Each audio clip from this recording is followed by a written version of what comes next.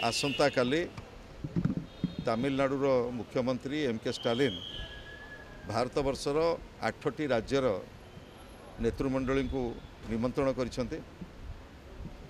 ओडिशार पूर्वतन मुख्यमंत्री विजु जनता दल सभापति श्रीयुत नवीन पट्टनायक, आमर पूर्वतन सांसद डॉक्टर अमर पट्टनायक एवं मते पठाउछंती आसंता काली चेन्नई बैठक रे जोग देवा पई।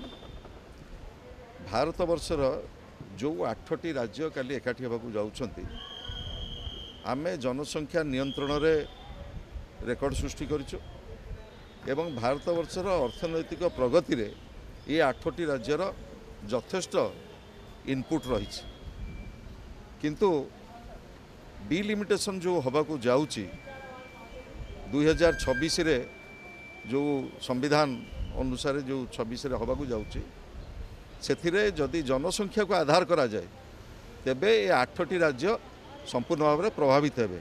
डिलिमिटेशन बा सीमा पुनर्निर्धारण बैठक में जोग देबा लगी बीजेडी सुप्रीमो नवीन पट्टनायक निर्देश रे चेन्नई गले पूर्वतन सांसद अमर पट्टनायक और पूर्वतन मंत्री संजय दास वर्मा।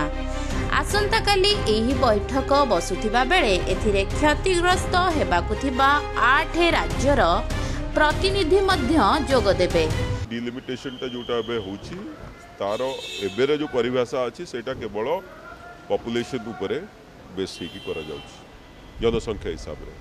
तेणु सेथिरे आमे देखुछु कि जदि डिलिमिटेशन होची त अनाउंस करा जाय नै, तार टर्म्स एंड कंडीशन अनाउंस करा जाय नै, किंतु जेतेबेले करा जिवो जदि सेही क्राइटेरिया रखा जाए ताले ओडिसा रो जदि हानि हेबो ताले आपण जानिछंती हमर मान्यवर पार्टी रो सभापति पूर्वतन मुख्यमंत्री लीडर ऑफ ऑपोजिशन सदा बेले ओडिसा रो जदि स्वार्थ आसीबो संगे संगे आगु को आसीबे।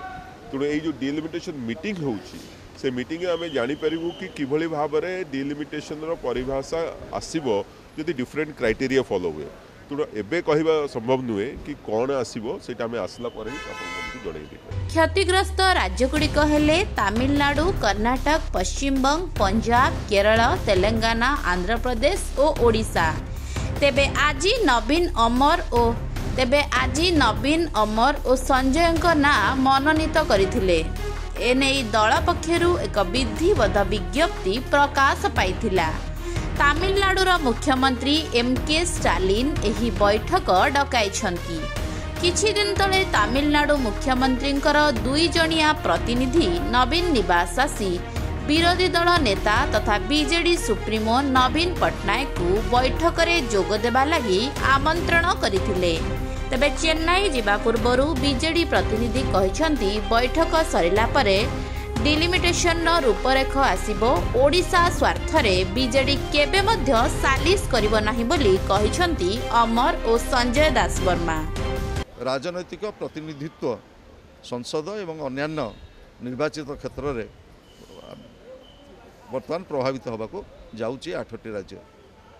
तेणु जेहेतु ए संपर्क में अधिक चर्चा एवं आलोचनार आवश्यकता रही, आसंता काली ए बैठक परे गोटे रूपरेख आसीबो जे को परिमाणर ओडिशार स्वार्थ क्षति होगाकू जाउची। किंतु एठी स्पष्ट कर देबाकू मु चाहे जनसंख्या आधार को जदि निया जाए आधार हिसाब रे यही जो 8टी राज्य जनसंख्या नियंत्रण रे भारत वर्ष रे सबुठारु भल पदक्षेप नहीं एवं केंद्र को मध्य अर्थनैतिक क्षेत्र रे यथेष्ट देइछंती सहयोग देइछंती। किंतु आमे आनुपातिक भाव रे जदि पुनर्गठन हुए विभिन्न क्षेत्र रे ताहले किछि क्षति होबो नाही। तेणु ए संपर्क में अधिक चर्चा आलोचना आसंता काली करा जिवो। आसन विषय में कहि परिबि नै, किंतु एतिक भाव जानिछि जदि पॉपुलेशन को क्राइटेरिया खाली धरा जाए ताहले ओडिसा रो स्वार्थ हानि हेबो। तेणु पॉपुलेशन छड़ा आउ किछि यदि हमको न धरा जाए ताहले हमको केवल पॉलिटिकली रिप्रेजेंटेशन रे हानि हेबो नै, सेतिक नै इवन रिसोर्सेस रे फाइनेंशियल रिसोर्सेस रे मध्ये हानि हेबो। आपण माने जानिछंती कि एटा गोटे डिलिमिटेशन पा ही मीटिंग जणे तमिलनाडु मुख्यमंत्री डाकिछंती। कोनोसी पॉलिटिकल फ्रंट एटा ऊपर डिस्कशन करिवो मु भाबुची माने आसे कोनोसी लिंक करिवार प्रयोज्य नै। विषय तो आपण मन को ऑलरेडी हमर पार्टी रे सभापति कहि सछन, बहुत थोर कहि सछन। से पोजिशन एवं रही किंतु ओडिशार स्वार्थ आपण देखिं पार्लियामेंट ओडिशार स्वार्थ ओडिशावासी स्वार्थ जितेबाला जहाँ करने हम से